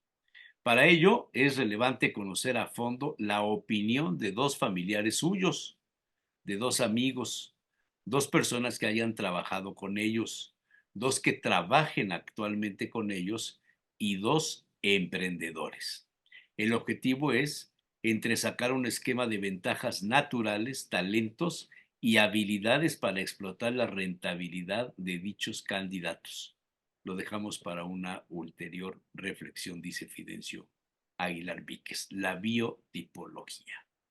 Se me hizo interesante porque cuando salen los candidatos, cuando aparecen los nombres, antes eran los tapados, ahora ya ese tema ya no se usa, pero comienzan a salir una serie de datos de quiénes son, por qué quieren el poder, qué se sabe de ellos. Oye, tú conoces a fulano de tal, ¿qué sabes de él? ¿Crees que sea confiable? ¿Será honesto? ¿Crees que haga un buen trabajo? Comienza una serie de especulación en el entorno de analizar a la persona bajo las ópticas de qué, de lo que se dice de él. Oye, es que yo conozco a uno que fue su chofer y dice que sus hijos eran tremendos, los maltrataban al chofer tremendo, que el papá no se interesaba nunca en ellos, por ejemplo. La Ujú. sirvienta, no, pues el señor muy amable, siempre nos daba el aguinaldo, pero la señora nos trataba muy mal, nos daba de comer las sobras, ¿sí? Te habla de una realidad que sucede dentro de la familia. La secretaria, alguien que fue su secretaria durante mucho tiempo, o alguien que es su socio o que fue su socio. Normalmente, si hablas con el socio, te va a decir que es una excelente persona, pero si hablas con alguien que fue su socio, que terminaron su sociedad, te va a decir cosas que no son buenas. Como si hablas con su primera esposa, en el caso de ser divorciado o divorciada, te va a dar un comentario en relación a la experiencia que tuvo su vivencia con él o con ella. Así hablas con la novia de hoy día o con la esposa de hoy día. Y esto, ¿hasta dónde realmente son herramientas valederas para definir a la persona, para distinguir si la relación entre los electores y los políticos, en este caso, es simbiótica o es parasitaria? Nunca nos ponemos a cuestionar esto. Preguntamos sobre los proyectos que tienen para la ciudad, para el Estado, qué va a hacer con el campo, qué va a hacer con la industria, etcétera, ¿no? Una de las cosas que las personas tratan de aparentar normalmente cuando llegan a esos puestos es que, o van a las candidaturas, por ejemplo, es que son una persona íntegra, ¿no? Que no han tenido malas conductas, que su familia los quiere, ¿no? Y ahí posa el esposo o la esposa, con toda la cara como si estuvieran súper enamorados, y los hijos, y, ¿no? Incluso se hace también con los futbolistas. Los futbolistas hace años eran alabados por ser, pues, el tipo inalcanzable, ¿no? El que tenía un montón de mujeres, Don Juan. Hoy, figuras como Messi o como Ronaldo son más valiosas porque saben mantener una familia. Me recuerda a lo que platicamos alguna vez del Padrino, ¿no? Que si el mafioso era capaz de traicionar a su esposa, que dormía con ella, engañándolo con otras mujeres, pues ¿qué iba a hacer con su grupo de la mafia, ¿no? Esa persona ya no era íntegra, ya no tenía sus valores bien puestos. Normalmente no lo analizamos y es lo que tratan de aparentar. Hay algo muy importante y me recordaste un ejercicio que decía, ¿no? Hay un experimento que se llama del carrito de autoservicio. Cuando tú vas a comprar, no tienes una obligación realmente de cuando ya pusiste las cosas en tu carro, ya compraste y ya estás guardando tus cosas y demás. Hay personas que dejan el carrito por allí. Pues ya no lo ocupo, no lo necesito, lo dejan al lado del estacionamiento, pegado al otro carro, aventado. Y hay personas que los devuelven. No hay ninguna recompensa. O sea, en algunos lugares, por ejemplo, por acá, por estos lugares, tú para agarrar el carrito tienes que meter una moneda. Entonces, obviamente, pues después quieres regresar al carrito para tener tu moneda. Ese es el interés, ¿no? O sea, En es los como aeropuertos voy, así era hace años. Dejabas una moneda y sacabas pues el el carro, ¿sí? carrito, porque están unidos, ¿no? Con una llave que Ajá, entra al otro y solamente ajá, sales y le metes la moneda. Entonces, ajá, en México, por ejemplo, no es el caso. Y no, en muchos lugares tampoco. Entonces, el que tú devuelvas al carrito, porque sabes que es lo correcto, sin ninguna recompensa, sin ningún aplauso, sin ninguna recompensa, se acabó nada. O sea, tú lo haces porque es lo que para ti está bien, porque tú tomas y dejas, tiras y limpias, ¿no? Lastimas, disculpas. O sea, hay una congruencia entre lo que tú haces. Es un acto responsable el que tú lo devuelvas. Ya lo ocupaste, bueno, ahora lo devuelves. Muchas veces en México, bueno, pues está la persona, ¿no? Que le decimos el viene, que son las personas que auxilian a estacionarse, que están ahí. Entonces, ellos normalmente te dicen, ah, no, déjamelo, pero tú tendrías que darle algo porque está haciendo un trabajo para ti. Tú tendrías que devolverlo, que es lo socialmente correcto, responsable, pero lo hace esa persona por ti, bueno, tú te ofreces a recompensarlo a él o le das alguna moneda, ¿no? Este hecho tan simple muchas veces se usa para determinar si la persona es confiable o no es confiable. Eres el que regresa el carrito del estacionamiento, o sea, después de que lo utilizas y lo pones en su lugar o lo dejas botado por ahí. Porque entonces es cómo llevas tu vida, cómo te haces cargo de tus errores, de tus fallas, pides perdón cuando te equivocas, pagas cuando debes, todo ese tipo de cosas, ¿no? ¿Estás consciente de lo que tú tienes que hacer o eres aquel que lo culpa? Ah, bueno, pues todos lo dejan ahí tirado, nadie regresa el carrito, pues yo tampoco lo regreso, a mí no me importa. Y entonces lo hacen como lo hacen los demás, ¿no? Este simple hecho te podría decir mucho. A mí me gustaría, si en algún momento los políticos van a comprar, bueno, pues, regresan o no el carro del supermercado a su lugar o lo dejan botado o les vale, ¿no? Porque eso te habla mucho de verdad de lo íntegro que puedes ser, de lo Pero es que congruente que eres, eso es imposible prácticamente saberlo. Primero, porque los políticos en México no van al supermercado, por ejemplo. no van. ¿Qué preguntas le harías tú a alguien que nos quiere gobernar para descubrir esto? Fíjate que hay una que a mí me impactó mucho cuando iba a la prepa sobre cuando tomábamos filosofía y el maestro, que era filósofo, nos dijo, ¿cómo es el mundo? Descríbeme cómo es el mundo. Y nos hablaba de esa cosmovisión. Entonces, si la persona dice, no, vivimos en un mundo injusto, vivimos en un mundo, pues realmente con condiciones precarias, en donde no ha habido oportunidades, en donde ha habido corrupción, en donde... Entonces, después ves cuál es su rol, pero yo quiero cambiarlo, y quiero cambiar esto, voy a hacer y voy a luchar. Ah, bueno, tiene este del mito del héroe que le llamamos, ¿no? Ese político redentor, salvador de aquellas comunidades que Ajá, han ajá. sido robadas. Sí, sí, ¿O sí, sí, cuál es su sí. motivación? O no, o su motivación es a lo mejor desde la ley, por O sea, ejemplo, ¿quieres ¿no? decir descubrir el arquetipo donde está involucrado? Descubrir cómo concibe el mundo, cuál es su cosmovisión. Eso se llama en filosofía, cuál es su cosmovisión. Y con base a su cosmovisión, ¿qué quiere hacer en el mundo? Porque si yo te digo, Jesús Manuel, el mundo es horrible, espantoso, pero ¿sabes qué? Yo estoy armando un grupo de personas que vamos a hacer esto y vamos a donar y vamos a dar desayunos calientes, vamos a darle asesorías a niños y vamos, bueno, sí es que el mundo es horrible, pero yo quiero componerlo. Y a lo mejor digo, no puedo solo, por eso necesito un grupo. Y creamos una comunidad enorme que hace esto, que rescata perros, que lo que tú quieras, ¿no? Entonces soy una persona integrada con mi comunidad y lo que quiero es que mi comunidad crezca y soy como Sí, un motor en la comunidad. cuando Pero lo el haces, héroe, cuando lo haces con la conciencia de que lo quieres hacer. Pero cuando, claro, ok, ¿cómo percibes el mundo? ¿Cómo ves el mundo? Y empiezan a hablarte de todas estas cosas. Oye, ujú. ¿y qué has hecho?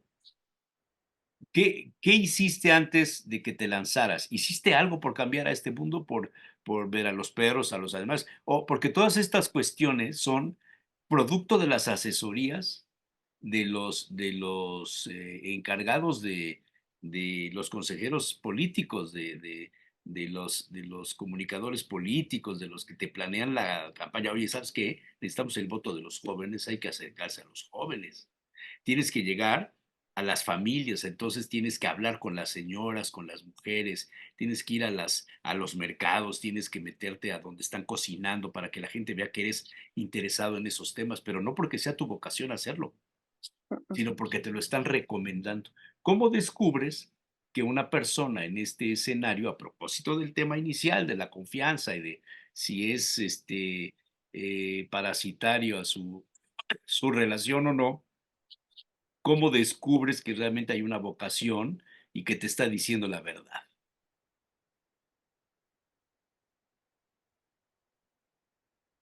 Me pongo a pensar y el político, tal vez, no es que yo sepa mucho obviamente sobre política, pero el político que yo recuerdo claramente que dijo, veo un México pobre Colosio. y veo, exacto. O sea, él empezó diciendo, no estamos bien, estamos muy mal y eso es lo que hay que cambiar y esto es lo que hay que hacer. Recuerdo el político, tampoco recuerdo el nombre, en donde dijo, bueno, sí voy a robar, sí robé, pero robé poquito, Ajá, uno ¿no? que fue presidente municipal de un pueblo Y de... creo que tuvo una reelección o algo Sí, así. creo Dijo, que sí, sí, pero creo que sí. robé poquito, no fue Sí, sí mucho. robé, pero pues robé poquito. Todos lo hacen, ¿no? Fue como bueno, yo uso la política para mejorar mi estilo de vida, porque tú ves los políticos, se llegan con un carro normal, estándar, y luego se bajan en 3 años en camionetotas y han viajado en el mundo y tienen dos, tres casas, ¿no? Entonces hay unos que toman y dan y hay unos que solo toman. Entonces, la pregunta de verdad sería es, ¿cómo se ve dentro de esa problemática que pone la visión, ¿no? Normalmente los héroes estos, los líderes carismáticos, creen que ellos son suficientes para cambiar el mundo, ¿no? Que su personalidad, que sus ideas, que su proyecto, que todo, porque ya lo analizaron y bla, bla, bla.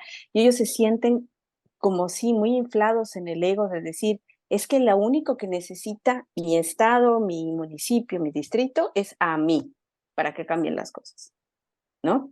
Ujú. Ese es el típico en el que yo diría, por favor, no voten por él porque él llega en realidad a ponerse como hasta arriba de todos los demás sin saber realmente qué necesitan las personas. Él ya se vende como la solución sin saber cuál es el problema, ¿no? Son como estas medicinas que te vendían hace años en los carritos de para las reumas, para esto, para aquello, dolor de cabeza y milagros, ¿no? Es este como político milagro, le llamaría yo. Solamente porque está hasta arriba, porque va a llegar, porque votas por él, el mundo va a cambiar. Y es un viejo discurso que hemos oído muchas veces, ¿no?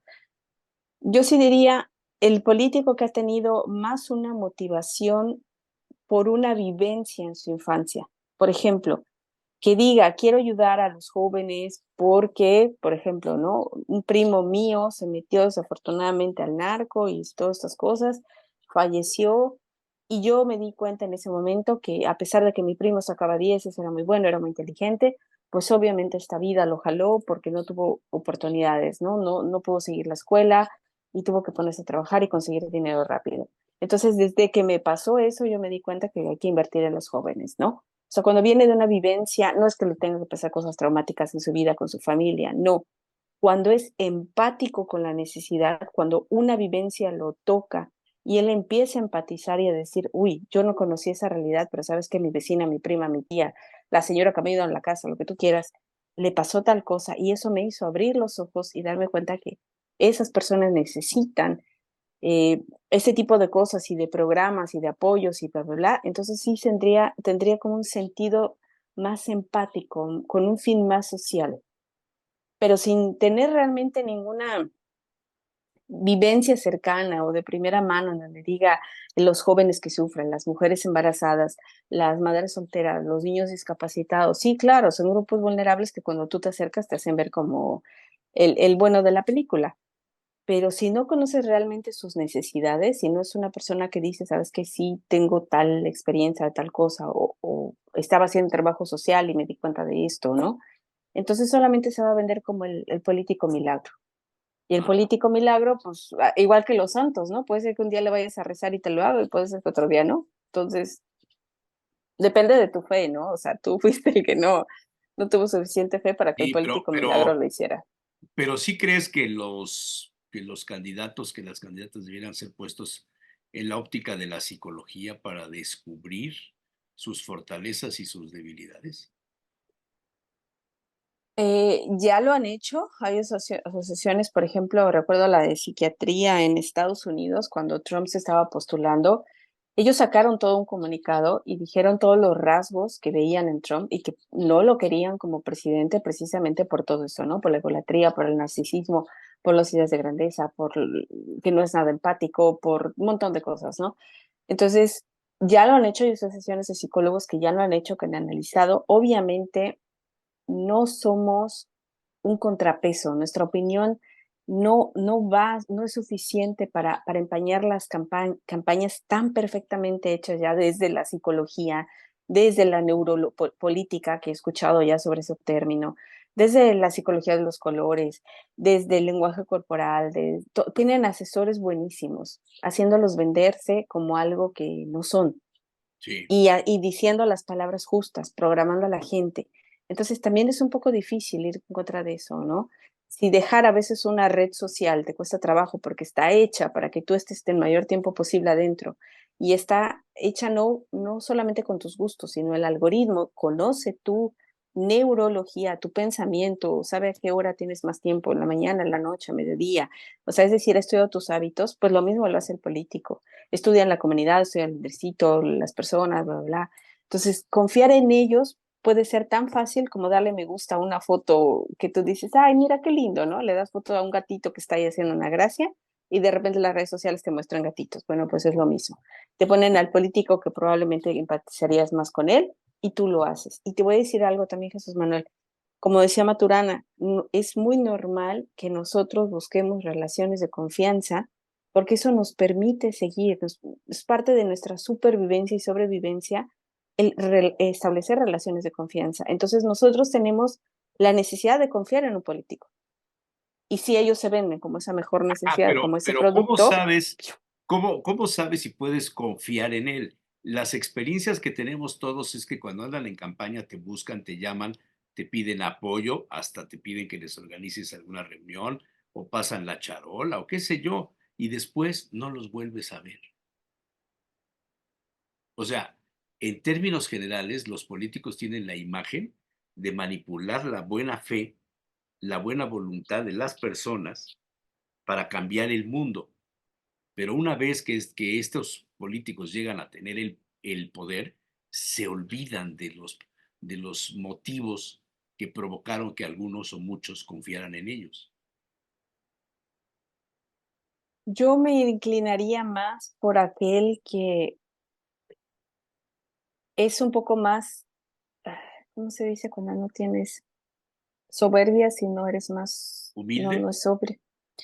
Más que humilde, eres más como honesto, más claro, o sea, un político que no quisiera brillar, creo que sería un poquito el mejor político. El político que tendría un interés en el hacer y no en el venderse.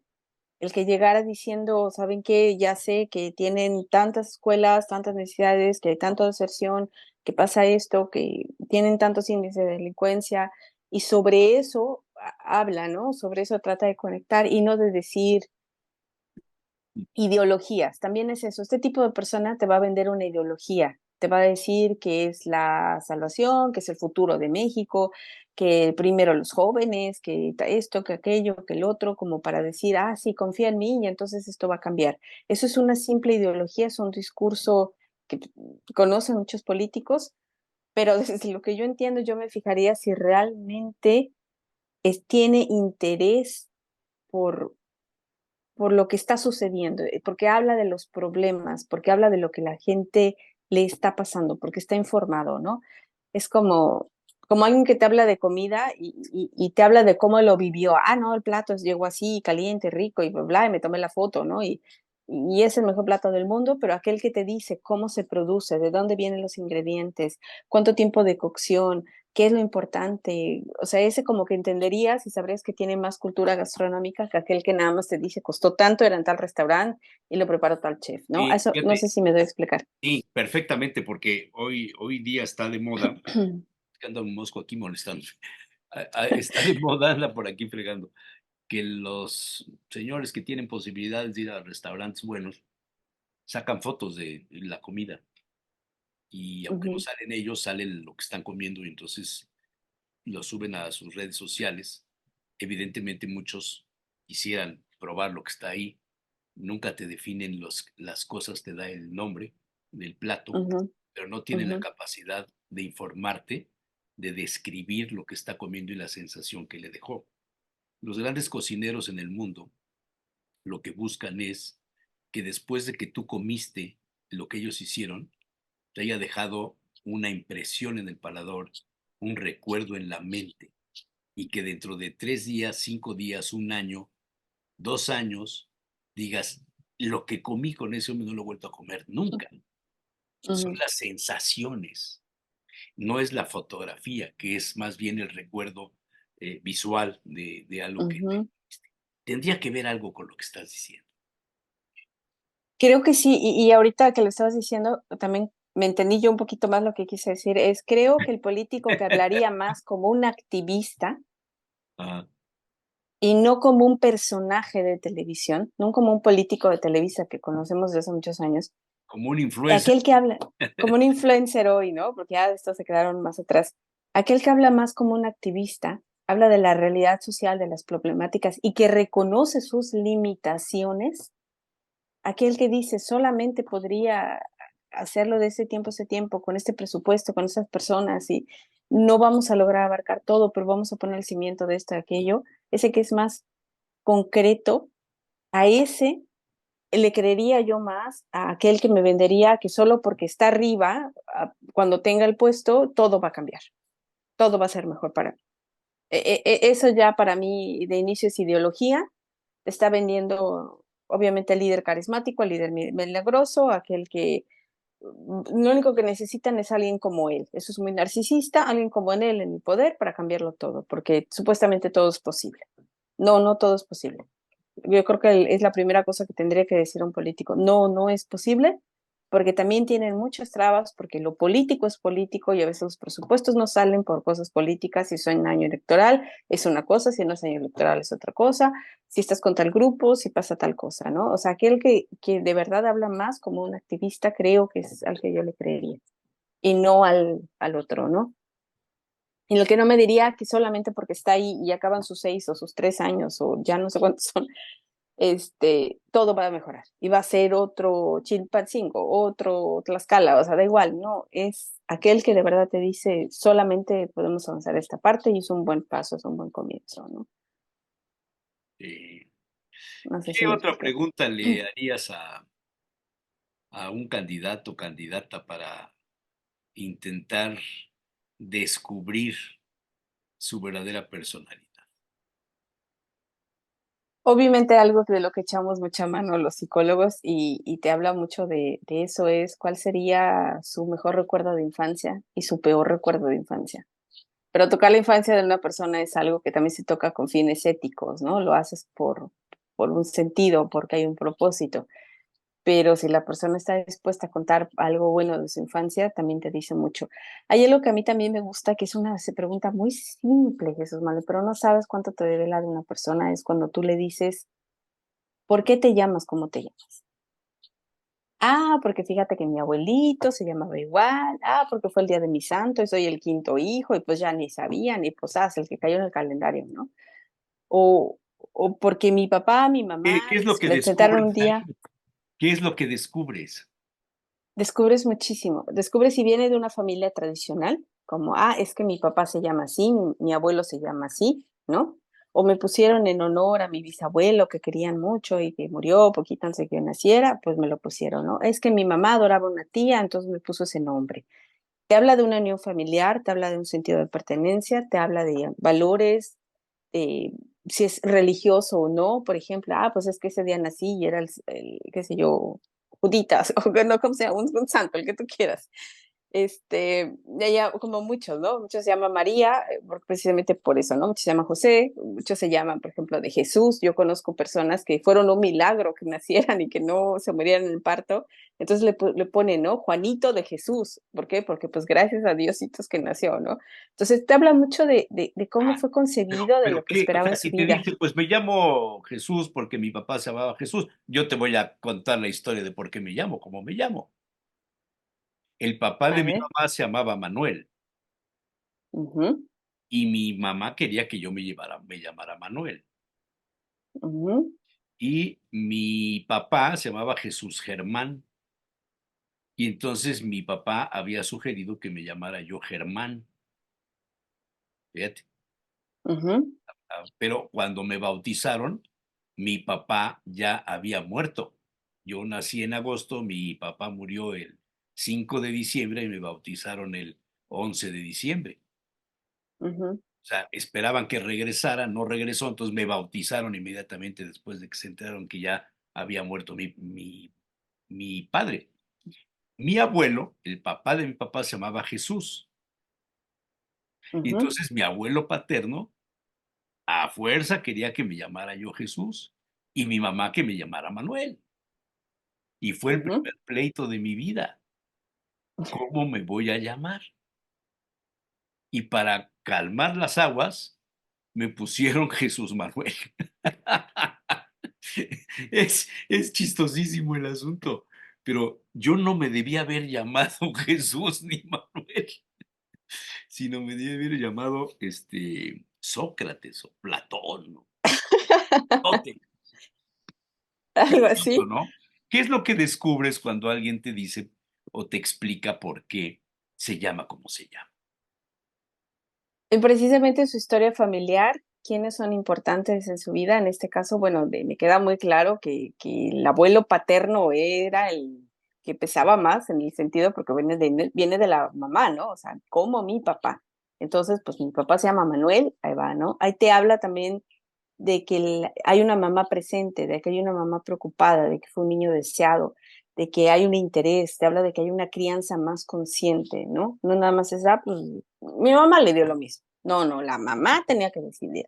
Entonces, una mamá que decide el nombre es una mamá que acompaña durante la crianza, es una mamá que tiene expectativas, que tiene metas, que dice, no, yo quiero que mi hijo aprenda esto y quiero que haga el otro, y le voy a enseñar aquello y lo voy a meter acá. Tiene un plan de vida para el niño. Entonces, esos niños muchas veces se van durante ese plan de vida, pues aprendiendo estas experiencias y fluyen más en la vida, ¿no? Ah, es que mi mamá sabía que tal escuela no era buena, me cambió, me metió, me puso tal curso, me puso tal cosa, se dio cuenta que me gustaba la música, pues me lo compró, yo empecé a tocar, me empecé a escribir, lo que fuera, ¿no? Es una mamá consciente de la crianza del hijo. Cuando la mamá dice, pues, le dio igual, estaba triste, realmente ni quería, después se enfermó, mi tía decidió mi nombre, pues ahí te habla, ¿no? Ah, ok, creo que la mamá no fue tan presente.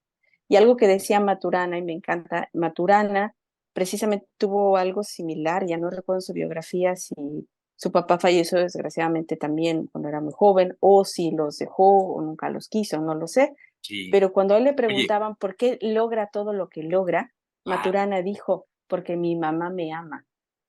qué padre respuesta.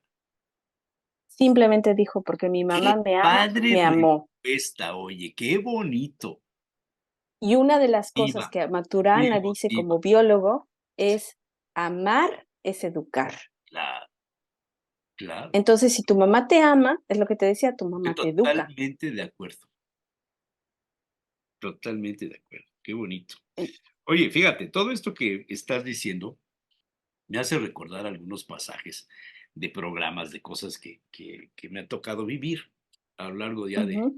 este año. Hago 50 años en el periodismo, imagínate. Wow, qué bonito, felicidades. Pues no sé si felicidades o arrepentimiento. No, sí, Mira, sí, Manuel. si no me hubiera dedicado a esto, quizás sería hipermillonario y viviría yo en A Francia o eso yo no sé. Suiza, como otras personas. ¿Quién sabe quiénes son? Seríamos vecinos de Castillo. Seríamos vecinos de Castillo. Tu caballo estaría junto a los míos ahí Sí, corriendo. ¿verdad? Sí, mi burro estaría junto a tus caballos. Este, pero no sé si te has topado con personas que se llaman Juan, por decir un nombre, ¿no? Que, oye, ¿y tú por qué te llamas Juan? No, bueno, es que yo realmente no me iba a llamar Juan. Me pusieron Juan porque cuando nació mi hermano, el primero, se iba a llamar Juan porque mi abuelo se llamaba Juan, o el padrino iba a ser Juan, y se iba a llamar Juan, pero se murió. Ujú, Y entonces después nacieron mis dos hermanas, luego nació otro hermano, y a mí no me ujú. esperaban, yo fui el último, y me pusieron Juan. Ahí te está revelando mucho, ¿no? Ahí, Claro. eso es una carga tremenda. Claro, porque es una carga de afecto, o sea, debe de suplir la presencia, el cariño, la imagen y debe de como llenar el nombre, ¿no? Entonces, si yo no alcanzo a ser tan bueno como esperan que sea, porque tengo que representar pues sí, de alguna forma cargar dignamente, ¿no? Portar dignamente el nombre que me han dado porque es un honor y yo no puedo hacerle honor a ese nombre, entonces voy a ser una decepción. Entonces, lo que esperan de mí pues siempre va a ser más alto, ¿no? ¿Cómo? O sea, Juan, ¿cómo Juan va a hacer eso? No, Juan no puede, no debe, ¿no? Y simplemente, pues Juan, si se hubiera llamado Pedro, pues Pedro podría reprobar una materia, pero Juan no. Juan, ¿cómo crees? Juan tiene que pasar con 10, ¿no? O tiene que portarse de tal forma. O Juan no puede llegar borracho a la casa, ¿cómo crees? No puede casarse con esa muchacha tan horrible. No, no es para él. Pedro sí, pero Juan no. Entonces, te habla precisamente de lo que su familia ha esperado para él, de la identidad que le han creado, de las expectativas que ha cumplido o no, del amor o no que ha recibido. Entonces, a mí me encanta esa pregunta de por qué te llamas como te llamas. A mí es muy simple y la gente a veces, José Manuel, lo más triste he encontrado es que me dicen, no sé, nunca me lo contaron. Uf, ¿cómo? ¿Nunca preguntaste? Porque no, nunca nadie me dijo. Sí, sí No has sé. oído hablar de esa carga tan pesada que tienen los hijos que se llaman igual que el papá y que estudiaron la misma profesión que el papá y que no pudieron llenar el hueco, la trascendencia, la importancia que tuvo el padre o el abuelo, o sea, el, el, el papá o el abuelo, ¿no? Ujú, Jesús Hernández primero, Jesús Hernández Junior y Jesús Hernández tercero. O ujú, sea, cargar con todo lo que significa el abuelo, el papá, ahora tú, y que todavía le pones a tu hijo igual, ahí ujú. generas una carga tremenda de responsabilidades. Sí, sí hay Sí, se algo de eso. espera. Normalmente son los primogénitos. Los que se llaman, o sea, si estamos contando, ¿no? Una familia que tiene tres, cuatro hijos, obviamente los dos primeros son los que tienen la oportunidad de tomar los nombres de los papás, los abuelos, ¿no? Eh, puede hablarse de una familia muy tradicional, de una familia que le gusta heredar las normas, los valores, la forma de vida, y entonces tú eres como esa persona que sigue, ¿no? Fallece la abuela Juanita y pues la mamá Juana toma la rienda y se convierte en algo como era la abuela Juanita, y luego la hija Juanita pues se vuelve en la abuela Juana, ¿no? Y te habla de un sentido de vida, ¿no? De una constancia en la familia, de una representación, un poco como jerárquico en el estilo de los reyes Ándale, y las ándale, dinastías, ¿no? ándale. Sí, te habla de una familia así, te habla de una familia que le importa mucho como esa unión familiar, ¿no? De esa tradición. En el caso de los hombres, bueno, pues también está ese peso, ¿no? De que un día sea tan grande y tan importante y tan respetable como su padre, porque su padre ha llevado su vida haciendo el nombre, ¿no? Cargando el nombre de su abuelo y también honrando el nombre. Entonces, sí se espera un poco que se cumplan esas expectativas, que sean unas personas parecidas y que el estilo de crianza no se pierda, tanto que tú no distingas mucho entre la nieta Juanita y la abuela Juanita, ¿no? O sea, haya ciertas similitudes en cuestión de su forma de vida, ¿no? Sus principios, vamos a decir. Pero sí, me gusta cuando nacen los que no, ya no pueden cargar los nombres de los demás y entonces empiezan a hacer como cosas diferentes y son los que empiezan a cambiar el sistema. En mi caso es así. Mi papá le puso el nombre a mi hermano como él y mi mamá se llama, mi hermana se llama como mi mamá y mi abuela se llama igual. Entonces, sí, yo soy la única que no tiene un nombre Que que no sea de corresponda nadie, a a una nadie, herencia de algo, sí. Hay a una nadie. serie, no sé si la puedas ver allá en Suiza, pero hay una serie que vi hace unos días en Netflix que se llama Griselda. Ah, Es, sí, claro, es con Sofía Vergara. de temas de drogas, de una mujer que llega a ser una poderosa narco traficante en Miami y Ujú, entonces tiene tres hijos y por los hijos comienza a hacer todos los negocios para darles lo que no tuvieron, se divorcia, en fin, todo un rollo. Y al cabo de los años tiene a un guarura, a un guardaespaldas. Y este guardaespaldas pues se enamora él de ella y ella de él y le hace un ujú, hijo. Y le ujú. ponen de nombre, que aquí viene el comentario, cómo crees que le ponen al niño? No sé, no he visto la serie, así que sí me Si has quedo en visto blanco. El Padrino, ¿Sí? los Corleone, ¿no? Vito Corleone, Ajá. pueblo de Corleone, y se llama Vito de Corleone, entonces cuando llegan a Nueva York, Vito Corleone. Y tiene a sus hijos, ¿no? Y el más chico se llama Michael, de Ok. apellido Corleone. Entonces Ujú, dijo, bueno, le ponen al niño, al hijo de la Griselda, Michael Corleone. al niño. O sea, quieren un heredero ¿Qué onda de que con sea esto? capo. Le ponen Michael Corleone al niño. ¿Qué pasa? Uf. Y el niño quiere ser futbolista, ¿no? Entonces No, imagínate ya ahí no la sale nada decepción. de eso, de eso ya No, no pero sale nada. imagínate. Pero cuando le dicen, ¿dónde está Michael Corleone? O sea, no es que se llame Michael, no, es que se llama Michael Corleone. Es que no quiere que sea un Michael Jackson ni un Michael No, no, Jordan, no, no, no, un no. Michael Michael Corleone. Corleone. Michael Corleone. No, no, no Y te vas sí, de espaldas. y déjame decirte algo, según las constelaciones familiares, que es algo que también está en polémica con la Sí, psicología, hay sí, gente sí, que es que alguna vale, vez no, bla, bla, bla, programas de pero eso, sí claro. hay una carga y sí hay, o sea, sí te transmite como la historia de vida, ¿no? Voy a decir, si la bisabuela no fue feliz y le engañó a su marido y resulta que le ponen el nombre de la bisabuela a la nueva niña, pues resulta que la nueva niña también el marido le engaña, ¿no? Cuando se casa. Entonces, sí hay algo que lleva la historia familiar que solamente por portar el nombre lo tienes. No sé por qué, pero sí es algo que se ve. Son historias que se repiten, ¿no? Entonces, yo te decía, a mí me gusta más que no les pongan el nombre, que la mamá tenga su propio nombre, que la hija tenga su propio nombre. Por experiencia propia, a mí me encantó, se siente mucha más libertad. Sí, Pero sí. claro, si son familias tradicionales, el nombre se va a repetir, ¿no? Es algo que es parte de lo que se espera, que se mantengan las normas, las costumbres, la ideología y demás. Entonces, Yo que tú le preguntes a alguien en cómo mi se llama, caso, te dice mucho. que no tuve más que una hija, fue una mezcla de nombres de la mamá y de la abuela, que se me ocurrió en el momento en el que estábamos en la vidriera, que nos estaban enseñando a la niña que había recién nacido y cómo se va a llamar. Ujú, Y mi suegra estaba junto de mí y lo primero que se me ocurrió, que tiene un nombre muy bonito, bueno, tenía porque ya falleció, tenía un nombre francés, hice una mezcla de los dos nombres y entonces la señora, bueno, agradecidísima toda su vida, porque ninguna de sus hijas se llamó como ella.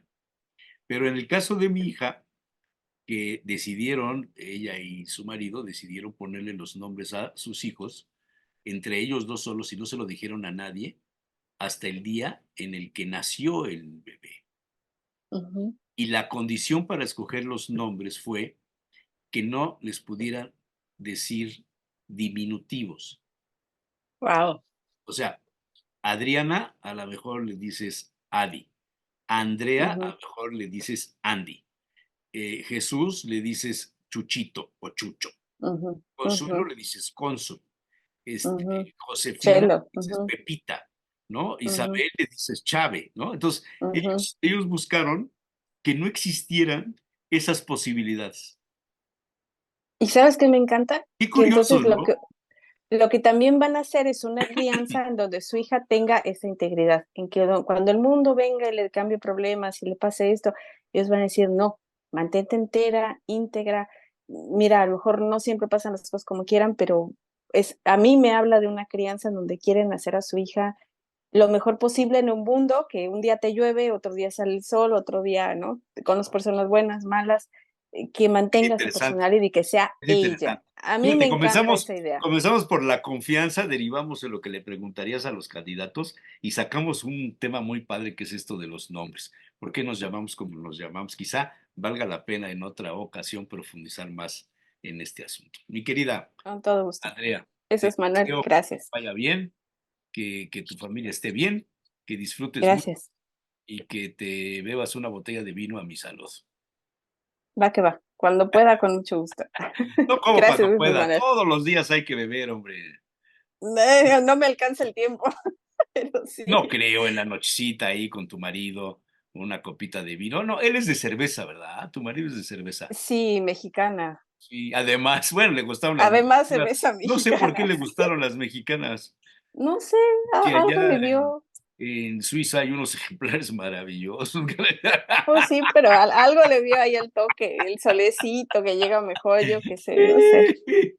Pero sí. Bueno, besos y abrazos. Gracias. Saludos a la familia. Gracias, Jesús Manuel. Nos vemos la próxima. Igualmente. Adiós. Nos vemos. Los periodistas.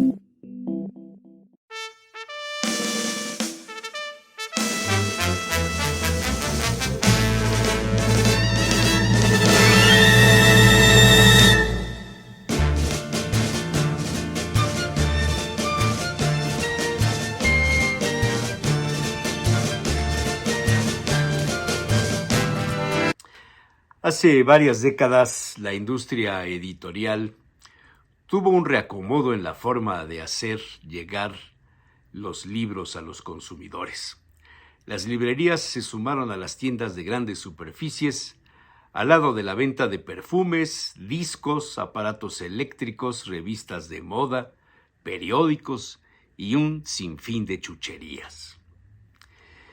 Quizá una de las razones para esta nueva tendencia haya sido el diseño de las portadas de los libros, asistida por las nuevas tecnologías como la impresión en color y las pastas plastificadas. La industria editorial se transformó y se abrió paso a los diseñadores de portadas y, por supuesto, la fuerza del título de la obra, seguido por el autor del texto. Con la comida está sucediendo algo similar.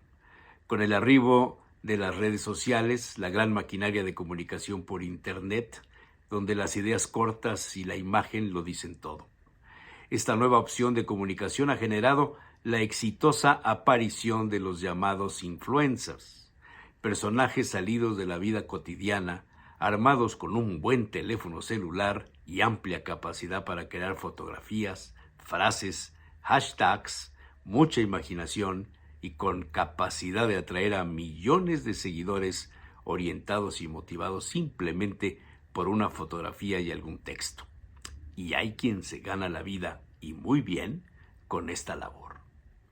Un texto aparecido en un portal especializado en el tema advierte para este año, 2024, el crecimiento de los influencers de comida hasta en un 42% en el orden mundial. Asombroso, pensaba Zalakain al leer la convocatoria para la agenda digital y marketing, una reunión en la tercera semana de febrero a celebrarse en Madrid. Instagram y TikTok se pelean el mercado de seguidores en el mundo. Hay un caso fuera de serie. Elias Dosunmu tiene más de 9 millones de seguidores en TikTok. En YouTube pasa de 4 millones y en Instagram casi llega a los 2 millones. Un solo personaje es capaz de orientar el gusto por comida a 15 millones de personas. Ningún escritor especializado en gastronomía podría tener nunca, por lo menos en estos tiempos, tantos seguidores. Sin duda, la inmediatez, despertar emociones y sensaciones constituyen uno de los vectores del éxito, había leído Zalakain en el artículo donde se presumía de la plena expansión de los creadores de contenido especializado en gastronomía. Esta nueva realidad coloca a los cocineros en un escenario bastante difícil de superar. La originalidad y la identidad de la gastronomía pasan a un segundo plano. Se privilegia la presentación, la decoración de los platos, los nombres ingeniosos y la capacidad de mover a los influencers a recomendar sus creaciones. El impacto es mayor, por mucho, al sufrido por la cocina de los grandes fondos ante la aparición de la llamada Nouvelle Cuisine, originada de los traumas de la Segunda Guerra Mundial. La alta cocina, los grandes fondos, las horas de elaboración y reducción fueron suplidas por la imagen, por los colores y las cantidades reducidas. En aquellos tiempos los críticos de la nueva cocina francesa se preguntaban, ¿dónde quedó el paladar? ¿Dónde quedó el gusto? Pues todo entraba por la vista. Y los influencers están pasando algo similar. La llegada de estas nuevas tendencias mal orientada contribuirá a la globalización, pero dejará huérfana la cocina con identidad regional, pensaba el aventurero en una reflexión matutina frente a un croissant de hojaldre con buena mantequilla y un café express de buen talante. Uno de los grandes cocineros de la Francia de siempre, fiel a la cocina de la tierra donde nació, por tanto a la tradición de su país, Alain Ducasse, ha tenido éxito en eso de la Nouvelle Cuisine, pero siempre ha puesto por delante una reflexión quizá oportuna ante el impacto de las redes sociales en temas de gastronomía. Ducasse escribió: en todos los países en los que existe una auténtica cultura, una verdadera autenticidad, una historia de la cocina y de costumbres alimentarias, encontramos inevitablemente productos verdaderos y hombres y mujeres que les otorgan la importancia de vida. ¿Cuáles son para Ducasse los productos verdaderos? Así lo aclara el célebre cocinero. Son productos que corresponden a la identidad exacta del terruño, que son su emanación directa, que se inscriben en una tradición y un pasado, recuerdos golosos y un presente siempre vivo. Osemos emplear un neologismo, glocal, ser a la vez local y global. La reflexión vino al punto para intentar afrontar las nuevas tendencias en la invasión de un concepto globalizado bajo la premisa de la cocina fusión, cuando realmente la cocina desde su nacimiento siempre ha sido eso, una fusión de ingredientes. Pero, dice Ducasse, fusionar no significa perderse en una especie de melting pot culinario, de crisol culinario. La fusión significa estar en armonía con los orígenes, con el entorno, el gusto, el perfume, a fin de extraer su esencia y, en consecuencia, lo esencial. El riesgo de confusión entre querer fundirse en el paisaje y desaparecer en él sin guardar el carácter propio es grande. Hasta aquí la cita de Alain Ducasse. Vaya textos había localizados a la CAIN en preparación a una charla a jóvenes estudiantes de cocina inscritos en algunas de las universidades de la Angelópolis, donde la carrera de chef está teniendo una abundante demanda bajo la premisa de tener futuro, de ser negocio. Pero por desgracia, en los planes de estudios de los jóvenes cocineros, el tema de la identidad es una asignatura pendiente tanto o más como la del paladar y el gusto. Pero esa es otra historia. Los periodistas.